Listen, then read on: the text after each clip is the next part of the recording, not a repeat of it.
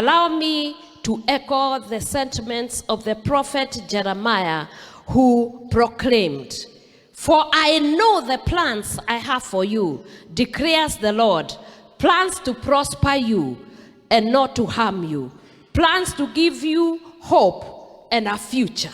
This is the same thing that I'm speaking to you. There is a hope for you. There is a plan for you, and you will be prospered. You are going to be masonkos tomorrow. They have no idea. There is great potential ndani yenu na itatokezea kwa sababu you are the stars. It is only somebody, the satanic forces have been trying to dim that star, but God is shining that star again. This journey of rehabilitation may seem challenging at times, but remember that you are stronger than you think.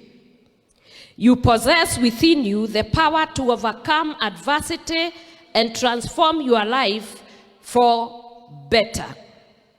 In the midst of challenges, hold on to your faith. Know that the divine presence is with you. Every step of the way, you are more than conquerors. Today marks a turning point in your life, a moment of renewal and rebirth. The journey ahead may not always be easy, but I know that you have my support, and I know the rehab center which you are going, it is also owned and co-founded by a sister, and I know she will be there praying and making sure that you are well taken care of.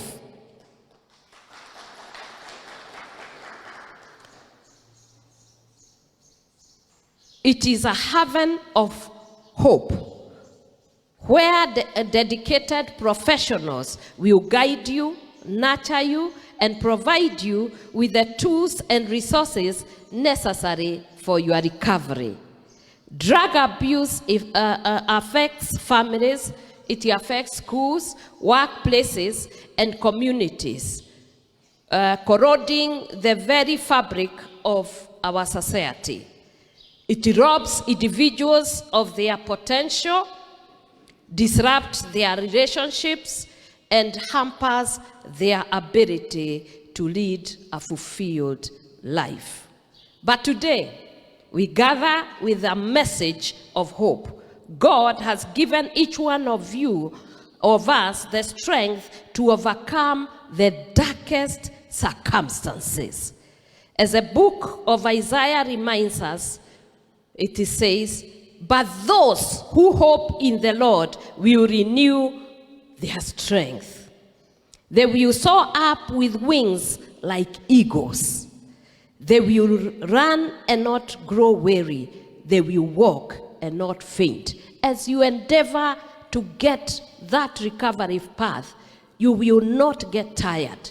You will not be discouraged. You will rise up with wings like an eagle, because your families and myself and the church will be praying for you. And when you come out, you will be like a renewed eagle with power, deal. And when you come back to your families, they will be very happy. To the families and loved ones who are here today, I implore you to continue extending your support, understanding, and love to my boy children and the men on this journey.